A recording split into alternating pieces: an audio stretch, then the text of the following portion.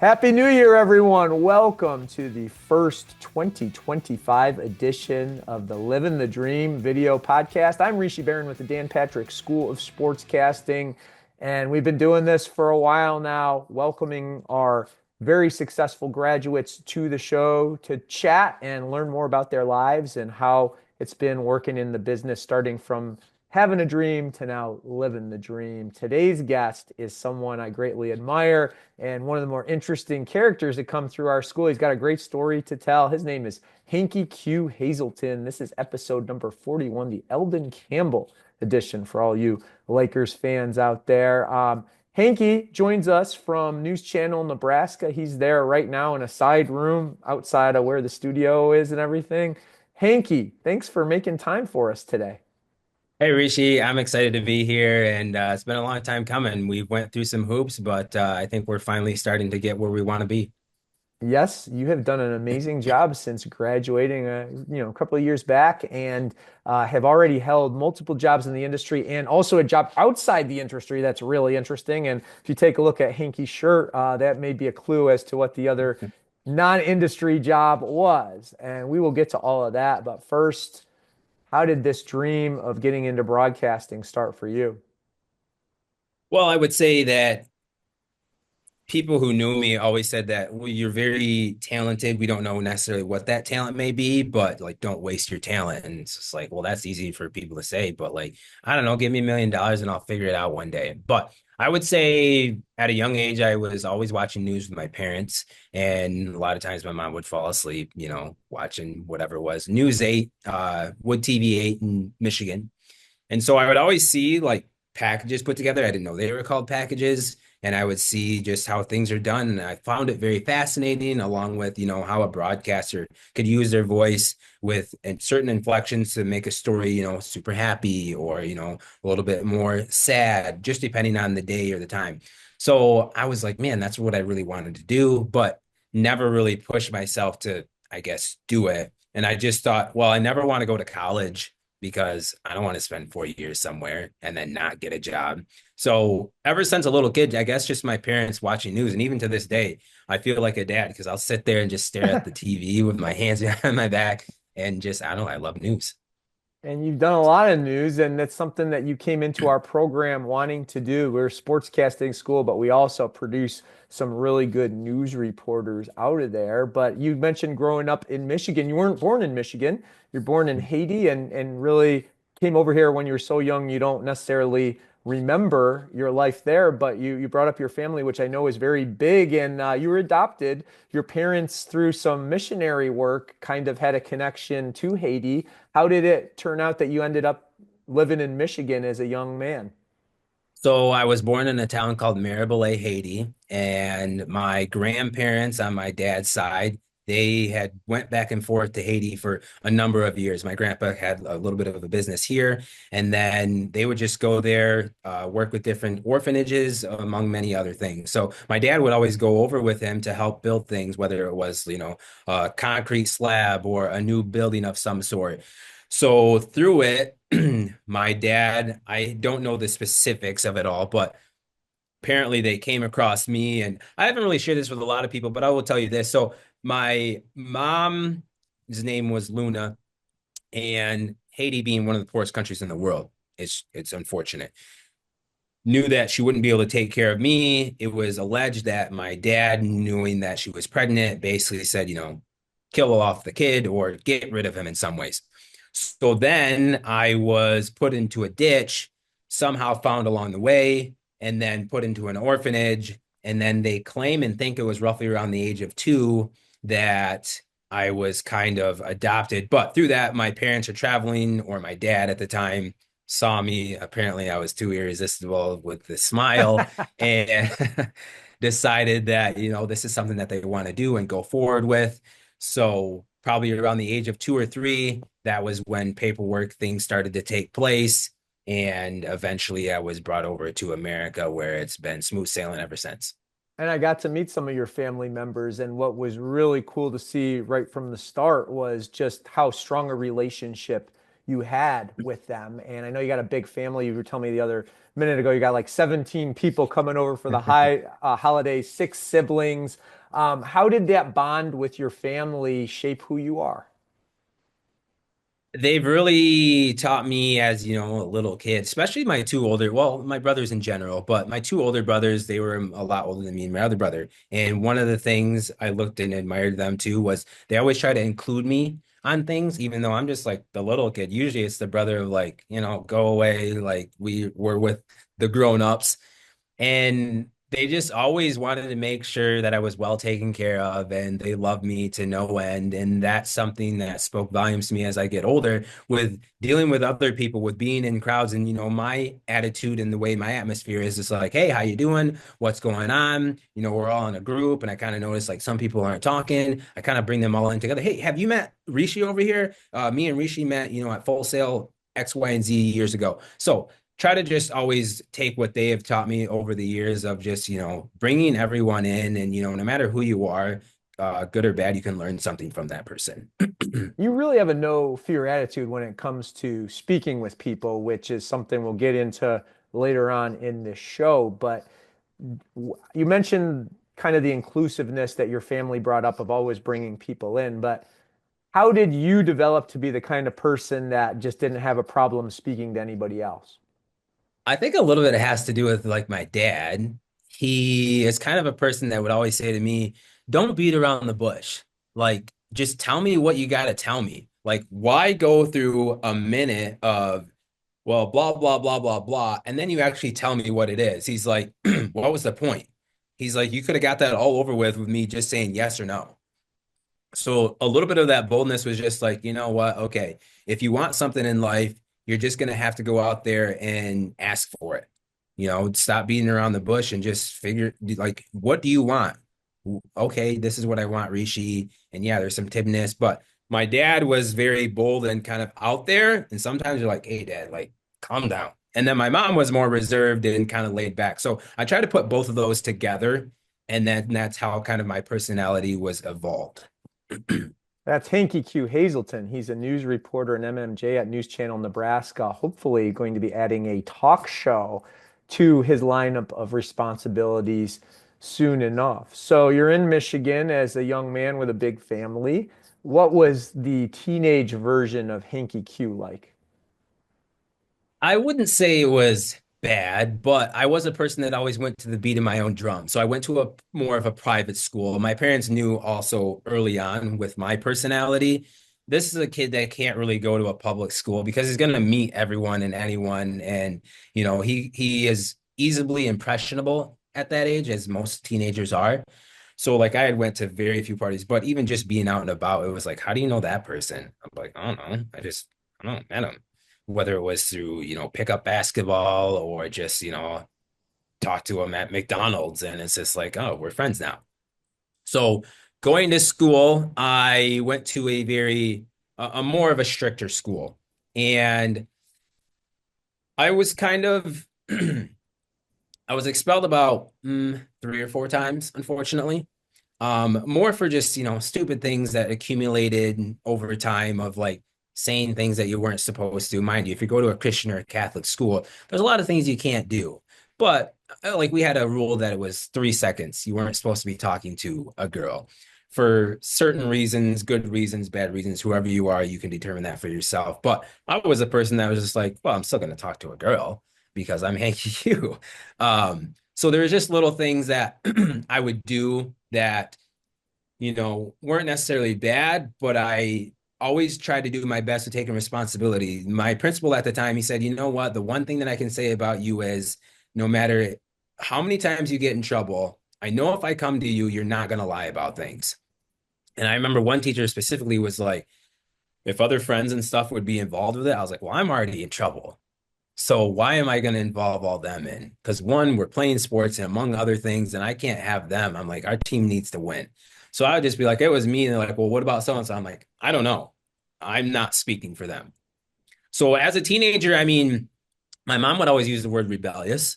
just because I was someone who wanted to do my own thing and didn't like to be told what to do. But eventually I got over that and realized like you're gonna have to exist in the world with other people and you have to be an adult and take responsibility for things. So that's why I feel as I'm a better person today and able to do the roles as being a news reporter. I've got a vision in my head of this going down, right? Because as you can see by the way that Hanky is dressed with his shirt and his hair, he's someone who expresses himself in many ways, right? And this was a show before your time, but you may have seen it, Fresh Prince of Bel-Air. Will Smith went to a private school and they had this jacket that they had to wear, and they told him he had to wear it, and he realized that the inside of the jacket was all these different colors. So what he would do is he would take the jacket and turn it inside out, and then you could see the colorful side of him. And technically, he was wearing the jacket. That's what I see from you here. So you said you learned a lot from the strict environment and kind of the responsibility part of it. But how did you find that balance of, okay, I got to be more responsible, but I still want to be Hanky Q? I don't know. It's a hard one to answer for me specifically. I don't know. I was just kind of a kid that would try to sit back, listen, and observe everything around me and try to learn from it as best as possible. That's kind of been my motto in life. The older that I get, there's a lot of things that happen. And the reason that I've been able to be like so calm and reserved about things is because I've seen other people do it.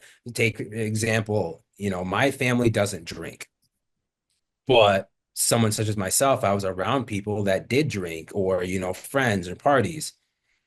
And I knew at a young age that I always wanted to be different. And I remember my first party. If my parents listen to this, they're gonna hear this for the first time. I went to this party, and mind you, never really went to a party or drinking or anything along those lines.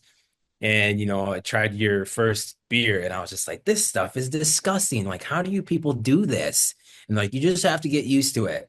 And I was like, I mean, hey, if that's you, so be it. But I was like, me, I'm not gonna keep wasting money on something that I don't like. That just seems ludicrous to me. Maybe I'm wrong. I don't know. So after that, that was like a really defining point in my moment to say, okay, if you don't like something, don't do it just because of the outside crowd or for peer pressure. So I've always done well with that the older that I get, and just people around me to say like, well, how can you not do that? How can you be around this? And it just doesn't bother you. I'm like, because I have goals in my life and I know that there's other people watching from the outside that believe in me and don't want to see me do stupid stuff. So it's like, I'm not trying to wreck my life on the account of what other people think. So I've just always tried to try to stay focused on the goal of what it was that I wanted to be, which was, many things throughout my life. But now being a news reporter, try to stay as clean as possible. Yeah, and If any of that made sense. it takes a lot of self-confidence to do that because it's easy. You want to fit in with the crowd, right? Especially somebody who came from another country, and I'm going to bet that the people in Michigan, they were probably a lot different than you in some ways in terms of the way that they looked and dressed and all that kind of stuff. And you decided you wanted to be your authentic self. And that shows in spite of all the stuff you just talked about that, well, maybe there were some ways you could have matured at that age. And that way you were ahead of most people probably you'll ever meet in your life, understanding that you were being true to who you are. And that's a really important trait that I think is one of the true selling points on who you are and why you'd be valuable to work anywhere. And you did tell me earlier you had some interest in modeling, which I guess isn't that big of a shock considering how much you're into fashion. When did that come about? Well, I was always kind of considered or told that I was a pretty boy in a good way. At a young age, I never really cared to dress up, to be honest with you. My mom had bought me a suit or two, and I remember it sitting in the closet for a very long time. And I was just like, I mean, truthfully speaking, I'm a guy who just tells it how it is. I was like, I barely want to go to church, let alone dress up for it. So then, I don't know, it just was one day it clicked. And I was like, man, I could put this with that. And, I'd sit here and stand there and they're like, come on, hurry up. Like, we got things to do. Like, worry about your clothing and stuff later. And I remember buying a 70s type suit that was pinstriped at a Goodwill. And my mom just hated it. And eventually one day she threw it out. But I don't know, ever since I was maybe teenage years, there's like that puberty part you kind of hit where it's like you want to start looking good and all that. I remember specifically in school talking about going to the beat of your own drum where, Will Smith and the coat and stuff like that. They had a rule where, most time guys, you can't have long hair. Well, mine was afro, so it would only go up so much. Well, then they said it can only go to a certain distance. So I thought, well, how can I get around this? So at the time, you got Michael Jackson and Cat Williams, not necessarily like my time of like growing up, but their hairstyles. So I was like, man, I bet that I could like chemically straighten my hair and then I could mat it together so then they would never know. So one day I decided to get it chemically straightened and my hair is so tightly wound, it came down to there.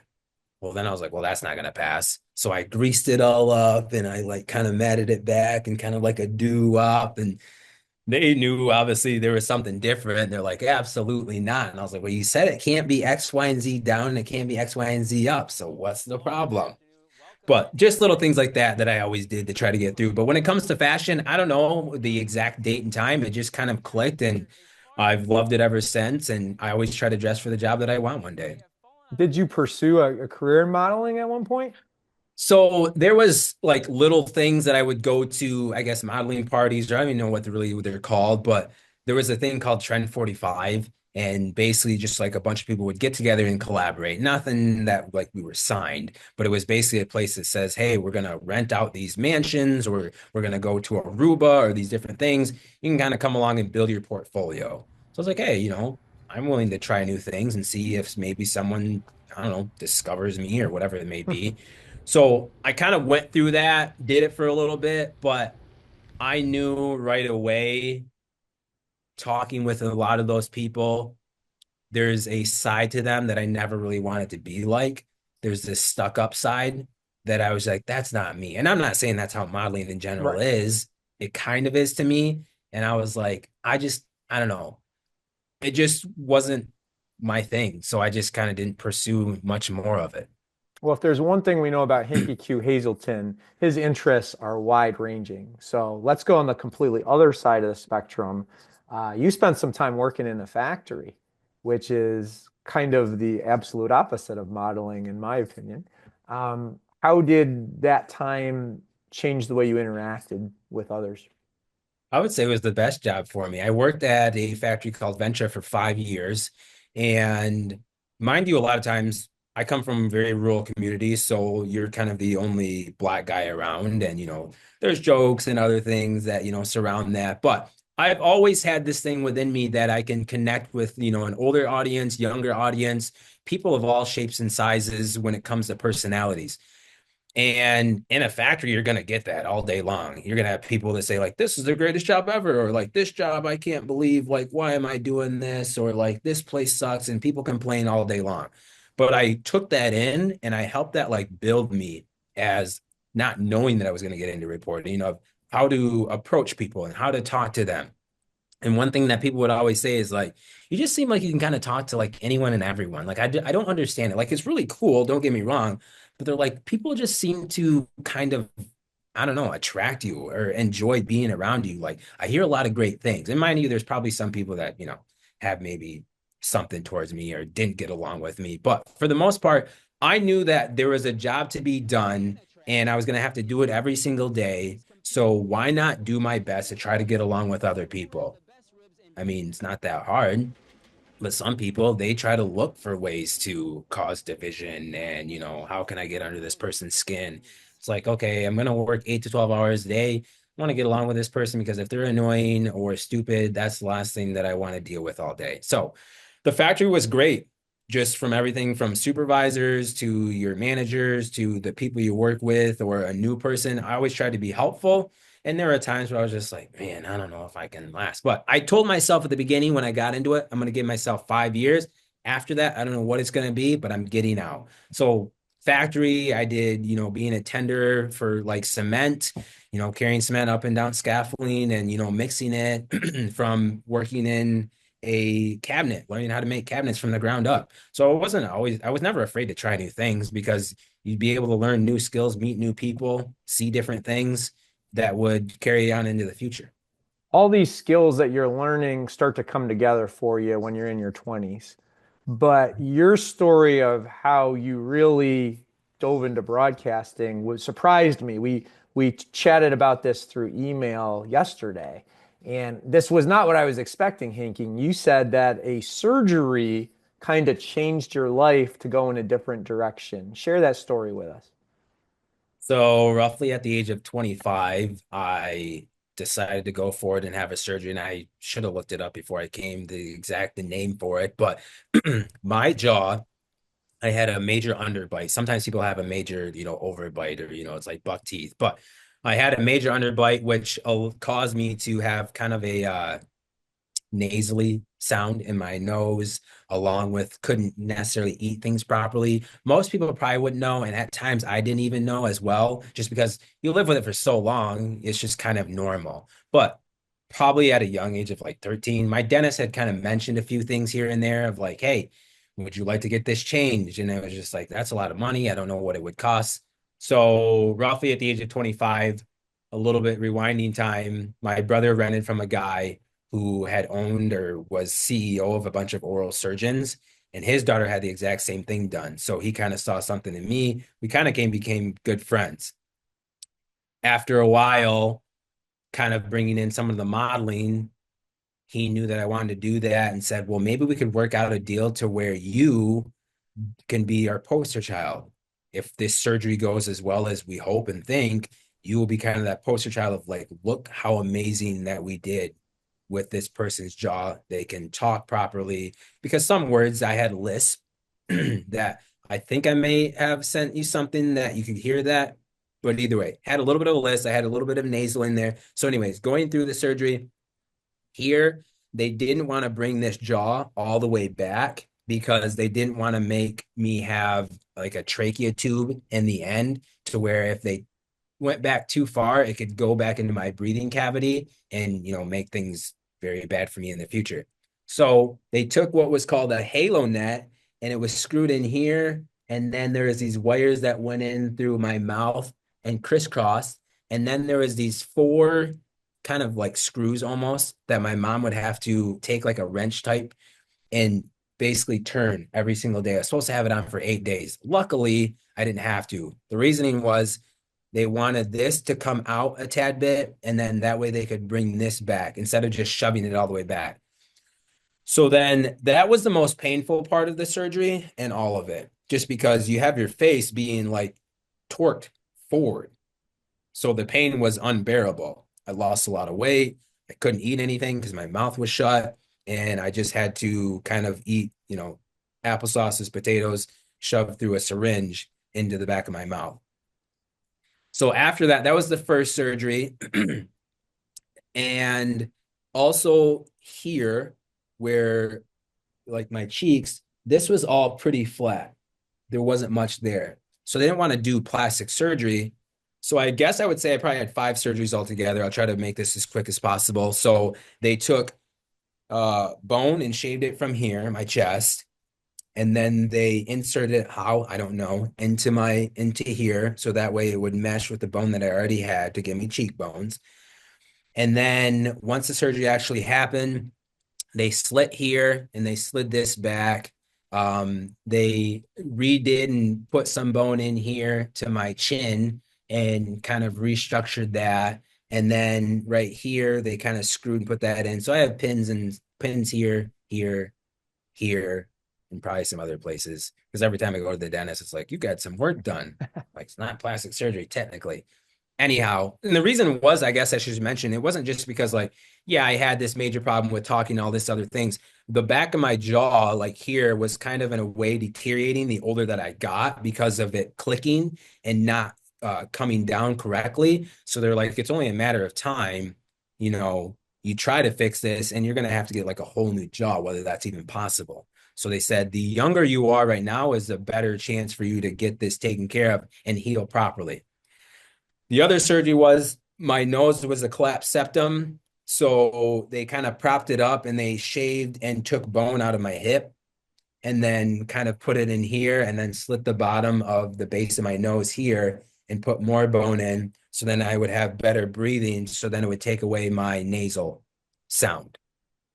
So 5 surgeries altogether: the jaw, the halo net, the shaving of the bone on the hip, the shaving of the bone on the chest, and then the nose, to make sure that I was going to be properly well set and talk and do everything that I need to in the future. Yeah, and that took about 3 years to go through that whole process. I would imagine, obviously, physically, a lot to deal with. You talked about kind of eating through a tube at one point, but I'm sure mentally and emotionally it was a lot to handle too.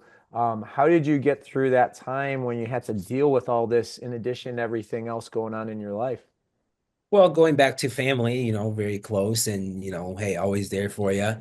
My brothers made sure that I was well taken care of. I remember I was so weak at one point, I sat out in the sun because I hadn't been outside much. And so there was a point to where they said, your face and your lips, like, have you been sitting out in the sun? And I was like, yeah, just trying to they said, please don't do that because the melatonin, they said, you're kind of starting to get like vitiligo. I think that's how you say it. Where it's like starting to change, or they claim that Michael Jackson had something similar to that. So my brothers and just family, my mom was the one that was there through it all. She took me down there and made sure that I was doing okay, drove me back and forth to wherever I am. I'm a grown adult. It's like, hey, you need your mom, even and later in life. So my mom was, a big rock in it all to say, like, hey, I'm gonna take care of you, make sure that, you're well fed. But the hardest part for her was because I wasn't hungry and didn't have much of an appetite. And then I'm just sitting in a hospital bed. And I think at one point I got down to about 118 pounds. Wow. So yeah, everything comes back to, a strong family being there for you and just, I don't know, making sure that you're going to be okay. And when you have something like that behind you, yeah, things are still tough and difficult. But if you didn't have anyone, it's like, man, my life sucks. Like, why did I do this? Was it really worth it? Yeah, and you had that support from them when you made the next big decision, which was to come to us at Full Sail. You mentioned earlier about how your interests went in a lot of different directions early on in life. Now you decide, hey, I'm going to go to this school. Why? I don't even know how I came across you guys, to be honest with you. I'm assuming it was either Instagram or Facebook or something, but I had dabbled a little bit with trying to say, how can I get into broadcasting? Looked up several things of like, is there auditions? Somehow I came across you guys and saw that I could probably get this done in just about 2 years, maybe a little bit longer. And I was like, that's perfect. Because for some reason I had it ingrained in my head, I don't want to go to college for 4 years. I don't want to do a 4 year degree. So I thought if I could have something done before the age of 30, I said, I think I'm willing to go just, I don't know, try something. But also another big thing was I loved hot weather. Michigan, I was like, I'm sick and tired of shoveling, scraping windows. If I never have to do this again in my life, I'll be the happiest guy. Mind you, being from Haiti, I don't think the weather or the culture ever left my body. So, anyways, I started, I think it was it was still pandemic-ish, Yeah, 2020. yeah. So we had to do some of it online.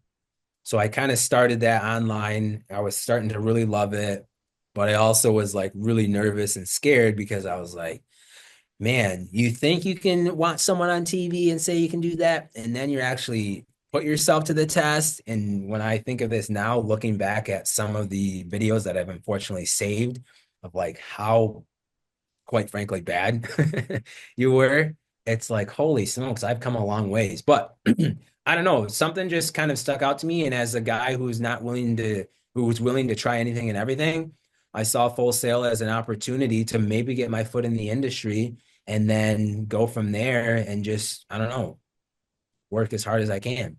What made you different than most that come to us? A lot of people in our program come wanting to do all sports stuff, but because news is where the jobs are, often they will start in news to transition into sports. You were different in that you came kind of knowing you preferred news to sports, but yet here you are at the sportscasting school. And you mentioned the length of the degree, the warm weather, all that. I get how that was appealing, but why a sportscasting school when news was your main interest? I guess I'll rewind a little bit by saying Craig Sager, that we spoke about a few times. I remember watching him and seeing the way that he dressed up, coming back again to fashion. And I was like, man, that's me to a T. I would love to do that job, but I noticed he also did some stuff in news before he got into that and kind of got his big break. But I was like, if I could dress like that on TV and talk for a living, I was like, man, this is a job made in heaven. So I would say that I picked the Dan Patrick School of Sportscasting because obviously, the name in itself, it's like, hey, if you want to do something or have like maybe the connections, this might be the place. So originally, I did want to kind of pursue a spot of being a sideline reporter in sports and dressing up and just having my own personality. So that was the main reason, I guess I should say, is that I wanted to go to the school. But then as I kind of got into it, I knew that I could still maybe do the job, but I didn't know if I would be that great of maybe a sports reporter because there's a lot of stats, in my opinion, and statistics that I kind of have gotten bored with. That some of my friends, they live and breathe it. And I'm just like, dude, like, that's cool, but it's not my thing. But try to still act interested. But then I noticed, like, well, there's human sides to these stories in sports where it's like, hey, that really connects with the whole audience. So I was like, well, that's more of newsy. And maybe I might not be able to do that, but there's always something in news. So that's where I kind of just said, you know what, I'm gonna try to tackle the news side of things. And I know it's not really common here, but hey, I'm different. So why not be the kind of the person that says, I don't care you're doing sports, I want to do this. And if they let me do it, cool. If not, I'll try to find my way around it. That's Hanky Q Hazelton. He still hosts his Honesty Unleashed with Hanky Q podcast in addition to his news channel Nebraska duties. Hanky, um, first thing that I remember in terms of you really catching my attention, we'd met a couple times, but you got in a car accident and then you had the presence of mind to get out and shoot a stand up and like report on your own accident. And that was like, wow, how creative is this guy? He's taken the time to do that when most people would be pretty concerned with what just happened. That put you on the map in my eyes as somebody who was willing to do anything he could to get reps. How did reps like that and the other ones you pursued many different places help you to get better in addition to the classwork? Well, I remember a number of you always saying you need to be practicing, whether it's in the mirror or just talking to yourself. It may seem weird, like, what is this guy doing? But hey, that's the only way you're going to get better. So I was continuing to do that type of stuff. But I don't think at that point, maybe I had put in a package really fully or thoroughly together or really knew what I was doing. But I thought to myself, well, what's something that grabs people's attention? Well, a crash is a pretty big deal if you can be there on scene in time. But even bigger is to say, what if you are part of the crash? Luckily, I was traveling to a game. I was borrowing my buddy's vehicle and I had all the equipment. Wasn't expecting, unfortunately, a lady came from behind as I was turning onto, I believe it was Cimarron Boulevard. And just, I don't know, it happened. And before you know it, it's like, wait, like, it's still to this moment, I'm like, did this just happen? Or like, what's happening here? So plows right into the back of me. And before I know it, I'm like getting out of the car, like I'm fine. And it's like I'm going up to her. She was eventually at that time out of the vehicle, just kind of sitting on the ground, like made sure she was okay. I actually like bawled because I was like, I've never been in an accident. They're like, this is so crazy. But like through the midst of all that, I was just like, man, I feel like this would be good to like document it somehow. And looking back now, luckily nothing bad happened, but probably isn't a good thing to do because it's like police would be like, hey, we need to see video that you eventually, because TikTok and stuff like that in the day, it's like that stuff can get you in trouble. But anyways, I was like never done really a stand up or anything along those lines. I have all my equipment here. I had, I think, Chris Wright and Austin there as well. They were kind of hanging out with me. Police took a little bit longer to get there. And maybe it might have been one of them that kind of urged me on to do it. And I was like, you know what? Why not? All the material is right behind me. Let's give it a go. So yeah, I put together, I guess, my first package for the Dan Patrick School of Sportscasting on my own crash. And just to be clear, we're not encouraging anyone else to do this. It's Oh, not necessarily the absolutely. most No, there's other things to be concerned about at that time, but it showed us a lot about yeah. you that you were the type of person that, hey, no matter what happens, I'm going to get my reps any way I can. And another story that comes to mind when you sent me the clips from this, You were back in Michigan visiting family. I think it was a break or something, and you showed up at the Lions facility and just happened to walk right down to the field and just happened to go and interview some cheerleaders. You found a way to get some practice at a place where maybe a lot of people wouldn't have taken the time to do that. What do you remember from that? Well, I think that was my first time really going to an NFL game, and one with the school still being kind of new in the relationship you had with Fox, allowing us to be runners and go to the games. I thought to myself, hey, I'm at least going to take my camera. I don't know what I'll be able to get with it. Maybe just some, I don't know, footage or B-roll. Whether I can use it for a reel in the future, who knows? But if you don't take it, you'll never know. So I remember one guy saying to me, I dress probably nice wherever I go. And he said, if you just act the part, 9 times out of 10, people won't really ask you a question. He's like, you already have a badge. He's like, the moment you start to hesitate, this is a security guard. He goes, that's when people are probably going to ask you, like, hey, what are you doing? He goes, just keep walking. He goes, you're supposed to be down here. So why are you acting like you're afraid or like maybe I shouldn't be here? He's like, how many other things are happening down here that it's like you're not a concern? But I thought to myself, okay, I also noticed that there was other news crews or MMJs sometimes just down there like doing reports. And I was like, well, I'm not really in news, but I could probably get away with someone thinking that I'm just doing, something for the news. So once the games were over, or even sometimes beforehand, and I knew no one was going to be down there for quite a bit of time to be in other people's ways, I just set up my stuff. And inside, I was pounding because I was like, someone's going to yell at me. They'd be like, what are you doing down there? Who are you? Show me some credentials.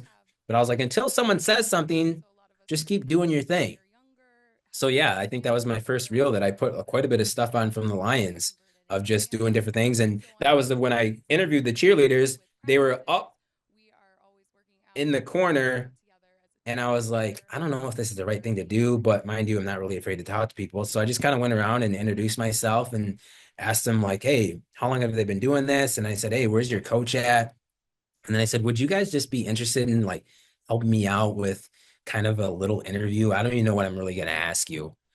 And they're like, I guess. So I was like, okay, can you just meet me down on the field? And so we went down on the field and did an interview. And yeah, that was kind of the gist of it. So sometimes you don't really know. You just kind of show up and things you see and you're just like, oh, that'd be kind of cool. Maybe I should try that.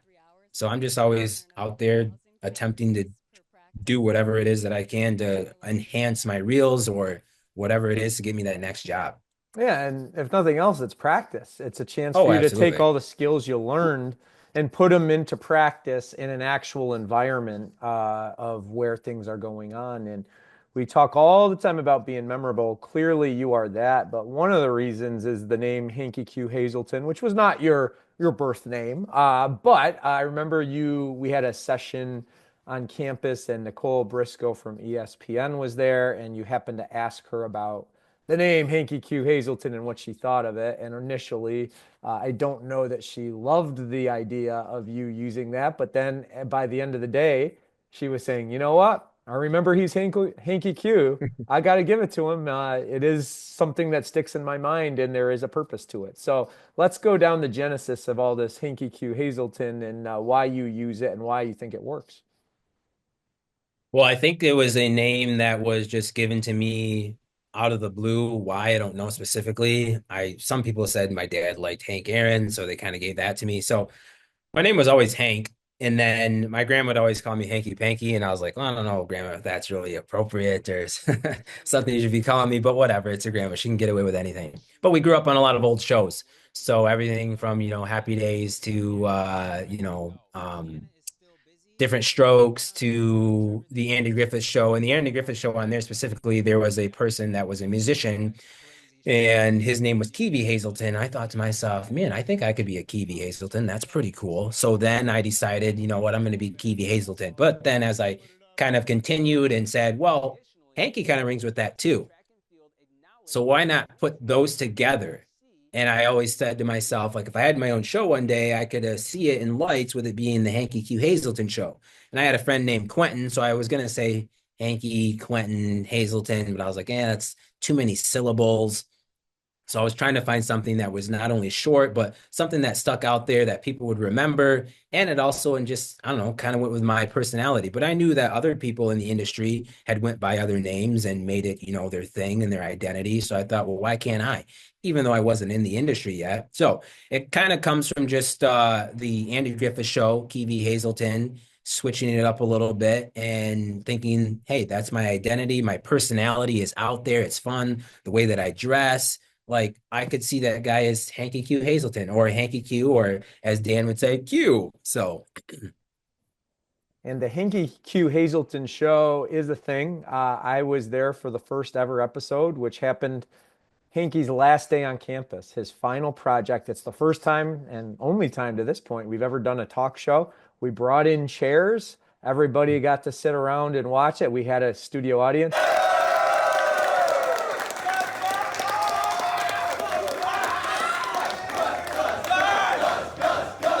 His first guest was Gus Ramsey, our program director. It was quite a scene. I didn't know you were that popular. You got a Neither fan did base I, behind yeah. you. Exciting. What do I got to do that? Change your name to Gus. What was that day like for you to see that all come to fruition on your last day performing on campus? well, once it was all over with, I was finally able to breathe. But getting it to actually happen, I was just like, I don't know where to start because originally I think it was a 15-minute show that we could do, if I'm correct. And it wasn't the traditional thing. And I don't know, did I tell you exactly what I was trying to do or how I Yeah, wanted to do you it? planned ahead of time. I mean, we had Okay. proper notice so that we could Okay. prepare for what you were doing. But I had always thought to myself, I want to have a talk show one day. And going to the school for 2 years, meeting so many different people, I had met a lot of friends and thought, well, maybe we could have a live audience. Like, this is a perfect place for them to come. So I was literally like texting people that I don't even remember, but they were in my phone and just copy and paste and like, hey, I'm doing the show. You should come. Here's the date and the time. And they're like, oh, yeah, we'll link up. Cool. Because, you have basketball courts and different things. So I probably texted like 100 people just thinking like, hey, this is my last hurrah. Make it big. We'll see what happens. And then I invited my brother, but I wanted to kind of have kind of like an update or, the weekend of things happening with a little bit of like my personality. But it was a little bit nerve-wracking because even though that's what I wanted to do, I still didn't really know what I was doing, to say the least. Like, yeah, even if you have questions, it was still like, well, I'm going to have Gus come on. And there's still that nervousness of like, well, he's, sat down or talked to people a lot. And here's this brand new student, even though you're at the end of your year of graduating, I was just like, well, I want to perform well for them and I don't want to look too nervous. So it was definitely nerve-wracking to say the least, but looking back, it was the funnest thing that I've ever been able to do and pursued me to want to try to continue to do that and hopefully have, a paid show in the future. And what impressed me the most about it was your attention to detail, and that's what brought it to life, right?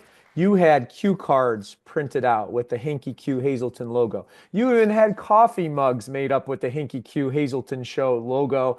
And I remember maybe about, I don't know, 6 months ago, we realized Gus told me he was in the cabinet where we have some mugs and stuff, and there was a mug still there of the Hanky Q Hazelton Show. All the work that you put in to make it a success brought it to life. How much preparation went into creating that vision? Well, that's another thing I'll say for the students who go there currently that, you know, the Dan Patches School of Sportscasting isn't the only thing on Full Sail. So you have a lot of things that you can utilize. And with that, I had made other friends through the design place. So they're all trying to, get to the next step and level, but why not try to utilize people? So at the time, I was trying to take someone from the music department and make like an intro song because it's like we have them there. Most likely you're not going to get charged because we're all students. It's like, hey, what can we do to help each other out? So I was talking to the music people, I was talking to the design. And so Morgan, a girl that I became friends with, and I was like, hey, this is what I'm trying to do. What can you help me with?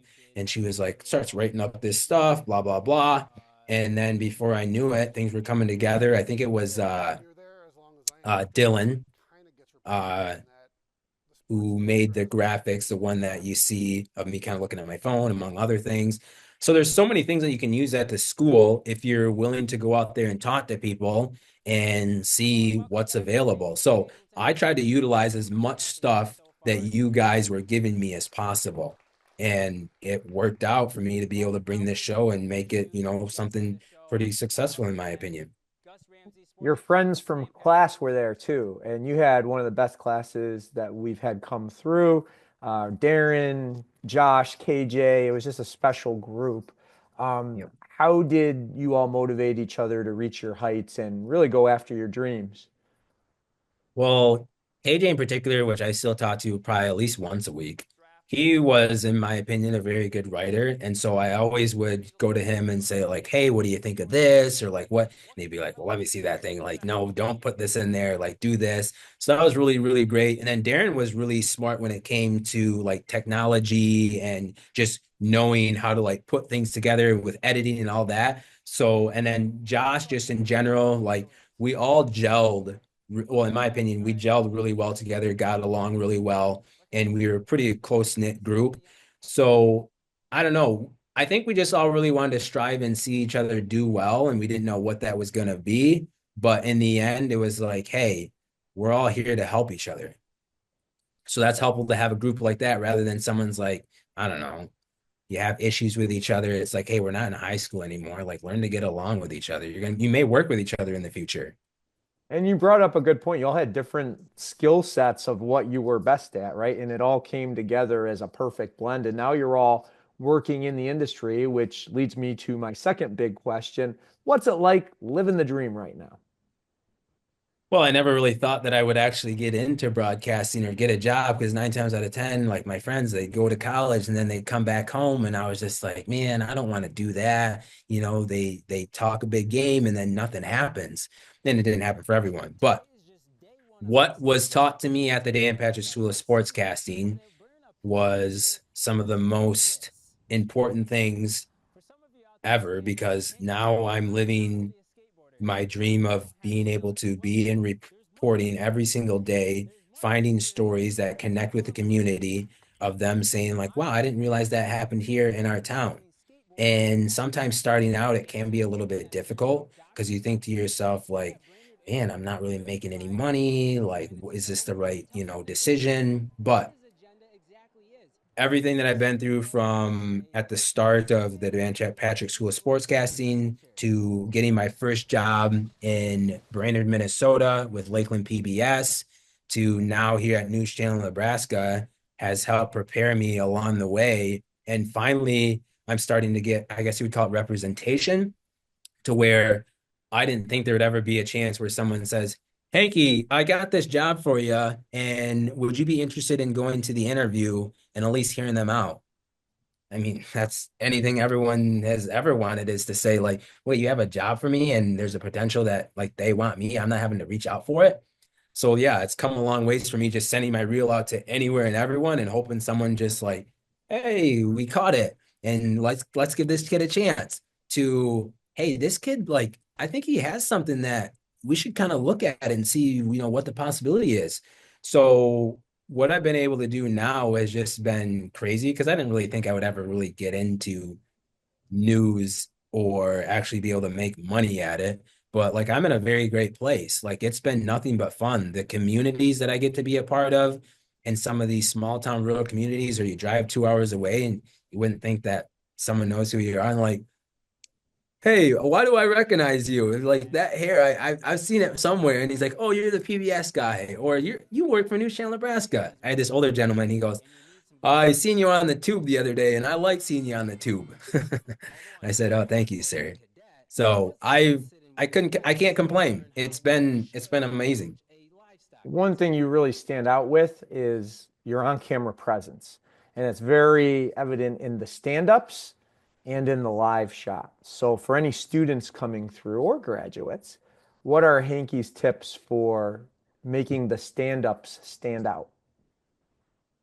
Well, I do my best to put myself in your position, sitting in the audience of what do you want to see? Because 9 times out of 10, most likely the audience doesn't know what goes on behind of the editing, finding the stories, you know, whipping out a stand-up just because it's like, I don't know if this is going to work or not, but I'm going to try it. Sometimes the things you do are just on the fly for me. But the best way, I mean, you can always do your best to prepare with one, if you know the story ahead of time, how do I want to structure this and what is the B-roll that I want to get? But a lot of times you're not going to know what you want to do because sometimes the story could take a different turn. You may go into it thinking like, this is what I want to do. And then it's like, oh, there's a more important angle over here. So to be comfortable in front of the camera, part of it, I think, is who you are as a person. I think in general, I've always been comfortable around people. So that's been very helpful. But to get yourself more comfortable, I always try to tell people for your New Year's resolution, maybe just go out and meet one new person every, if you could, day, but I get that's pretty hard, once a week. I've been doing that for the longest time, even before I got into TV. At the factory, there was about 5,000 people that worked there. Mind you, I don't really know a lot of people, but I would just have a conversation with a random person. Like, who are you? What do you do? Where are you from? Blah, blah, blah. Because that'll help get you to start having conversations with people and learning how to answer questions, ask questions. So for me, it's about practicing, even when you're not doing something, as you guys had mentioned, in the mirror, talking to yourself. I still talk to myself like the other day, and one of the guys in the newsroom, he goes, "Oh, you do that too?" And I said, "Yeah, it just kind of helps me with, sometimes I have it all written down, but when I say it, I'm like, oh, I need to erase that, or I need to put in, this word or that word, or I've used that too many times." So it's just all about practice. Practice makes perfect. And you brought that practice and spread your wings in a place. You talked about the warm weather you like, so you decided to go to Brainerd, Minnesota. And it was really a great opportunity for you to hone your craft in a place where it's become a pipeline for our students and graduates. We've had more people work there than anywhere else after graduation, which is crazy to think because it's not a huge station. What made that such a valuable experience for you in Minnesota? Well, if you want to get into TV and see if you're going to succeed, I would say Brainerd, Minnesota, or Lakeland PBS is the best place to see if you have what it takes, because you are kind of in a way, flying by the seat of your pants. You have a boss or the people in the main station 2 hours away, and I'm a person that needs you to kind of be there for me to understand things. But eventually I got to the point with realizing, yeah, I may just have to figure this out, because sometimes your boss can't always be there, or he has a life too. So you have to just, it might not be the right decision, but I know it's pretty close and they've trusted my judgment a lot enough this time. But being at Lakeland PBS, you have so many opportunities to not only be yourself, but really find whatever story that you want to find and to structure it how you want to do it. But you have to just understand you're by yourself. And if you don't listen up at the Full Sail Dan Patrick School of Sportscasting, you're not going to do very well in places like this at Channel Nebraska or Lakeland PBS, because a lot of the jobs, you're a one-man band. And if you can't do things on yourself and you're always needing someone to hold your hand, it might not be the job for you. So learn to embrace that. If you get a chance to go to these places, you have a lot of freedom to not only mess up, but learn from those mistakes and get constructive criticism from a boss, such as Dennis Weeman at Lakeland PBS. So there's always room to grow and be better at some of these stations, rather than if you go to a place where you have a photographer or you have someone there that's, helping you, produce or edit. That's great. Hopefully you can get that, but you're not able to learn as many things on your own that way. Dennis, your news director, you mentioned just a second ago, he loves you. And I know he's given you a lot of guidance, as has another one of our graduates, Charlie Yeager, the sports director there now. I know you've built such great relationships with them. What have they brought to your world to help you take this next step that you're living now that's helped you along the way? Always willing to help me and encourage me, because I think that maybe sometimes what's not enough, or that's not happening enough in the industry, is people getting encouraged. even though it's like, well, you did a great package or this, and that. It's like, no, still tell people like, hey, you did a really great job. Hey, I really like that package. This one thing about that, like I haven't seen that in a while. That angle, like, how'd you do that? Maybe they care, maybe they don't, but it helps spark to say to yourself, hey, at least someone's watching my stuff or complimenting me or, recognizing what I'm doing. And I think that goes a long ways, especially for newer people in the industry, even if you've probably been in it 10 years. There's people that I've talked to, they're like, yeah, I've just never been, really congratulated much on my work. And, sometimes I wonder, like, is this really great for me? So I think little things like that of Dennis and Charles and being like, that was a great package. Like, that was really solid. It does a lot for you to be like, oh, I want to do better the next time because I don't want to not only let them down, but I want them to think like, okay, he heard what I had to say and he's not just staying at a mid level. He's only trying to go up from there. So encouragement is huge. Well, you stepped away and just worked part-time for a bit because your other love, fashion, you ended up working with clothing industry, right? You were at a clothing shop for a little bit. How did you make that choice to, okay, I'm going to lay low on the new stuff for a little bit to try something else? So I had always loved, well, not always, but within reason, I've always loved fashion of some sort. But I was like, someday I want to have my own store and have maybe like the Hanky Q style because I am a little bit different. Sometimes we're a little bit too far out of the box, but that's my style. That's my personality. But I'd have other people say to me, like, where'd you get that at? Like, I would wear that. Like, I had this big biker guy one time. He goes, I may not look like it, but he goes, I'd wear some of the stuff that you put on. He's like, it's pretty cool. So things like that kind of like sparked me to say, like, well, what if I could ever have my own store one day of not only being a news reporter of people seeing like what you wear, but like, hey, where can I get that at? You can't just go to maybe a Kohl's or, a TJ Maxx. It's like, oh, that's Hanky Q's. You got to go to Hanky Q's. So a lady who had owned a bridal shop, she had approached me and we kind of talked back and forth. And she had mentioned like, hey, I'm trying to open this tuxedo shop. Would you ever be interested in kind of partnering with me? So I thought to myself, like, that'd be kind of cool. Like, I want to follow news, but right now I need to find something financially that, supports me and I can continue it. So I kind of took her up on it, decided to start working for her, kind of just learn the business ends of things on the back end behind the scenes of, financially, like how much product do you have to have in, all this type of stuff. So I gained a valuable amount of information in the industry of just fashion and, even sewing. I never thought to myself that I would sit down and hem a pair of pants.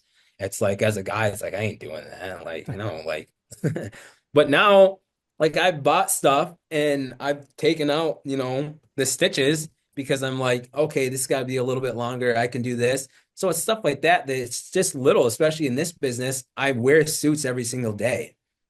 Well, now I need to tailor it or do something a little bit with it. Well, I can do that myself instead of taking it in a place. So that was a valuable resource that like I'll have forever.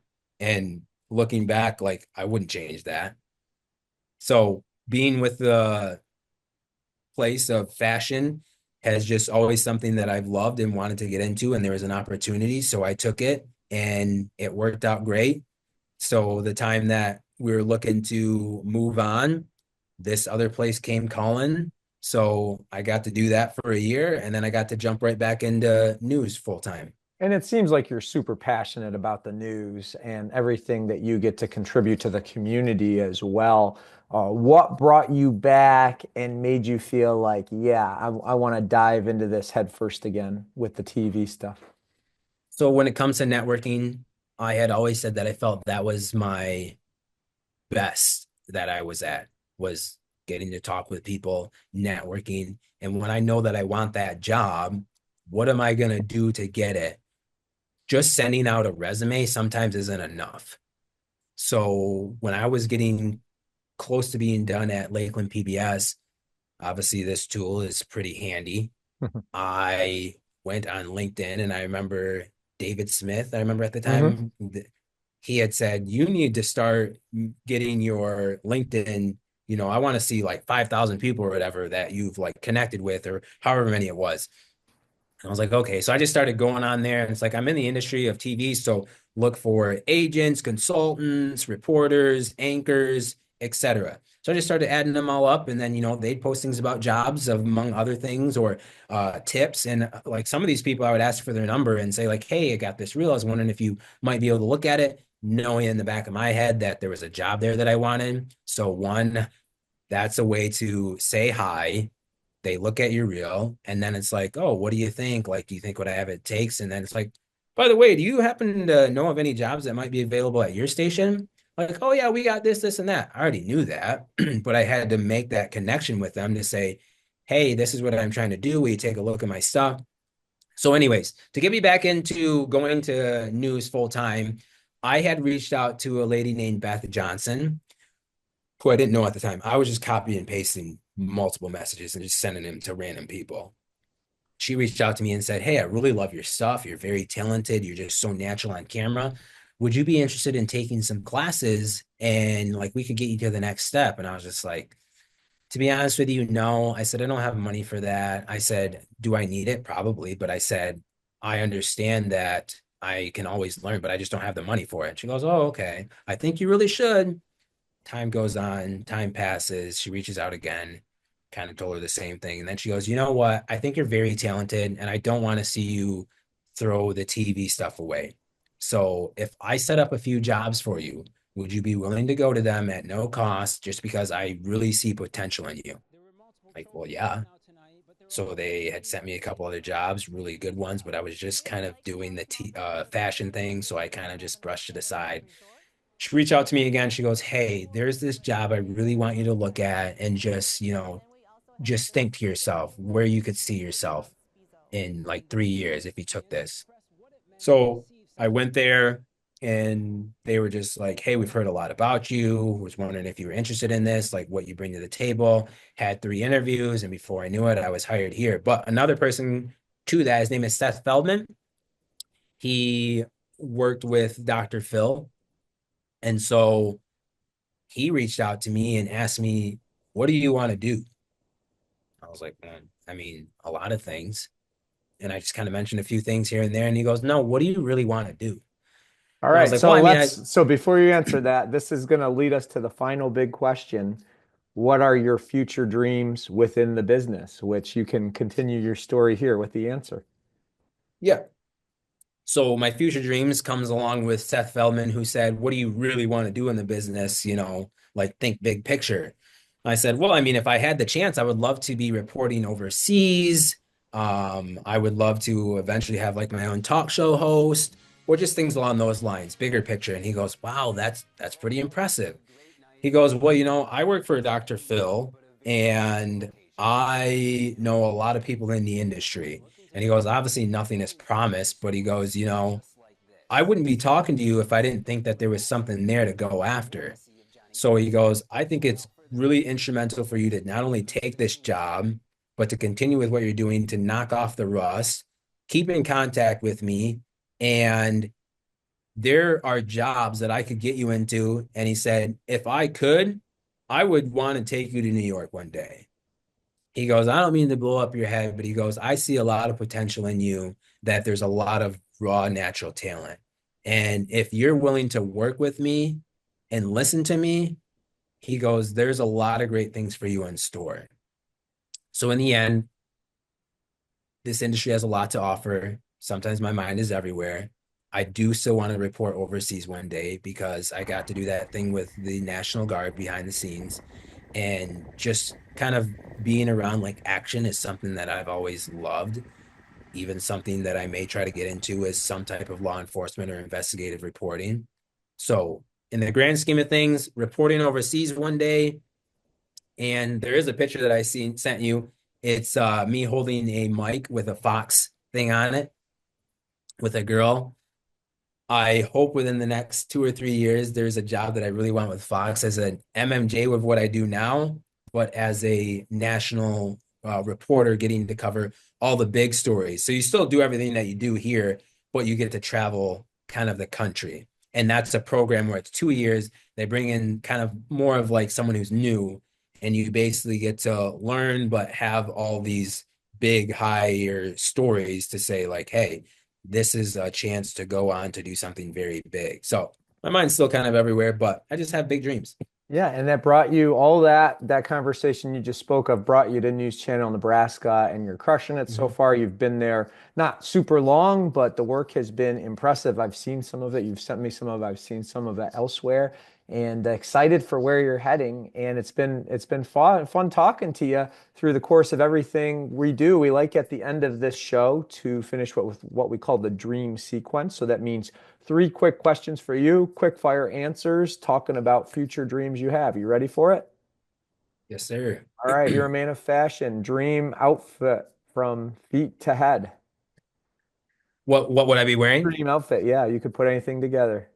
My dream outfit would probably be a suit by, well, if he was still around, I would want Craig Sager to to wear one of his like pink or blue suits with kind of like a fluffier tie and like some shinier suede shoes. So, I mean, that's an endless question.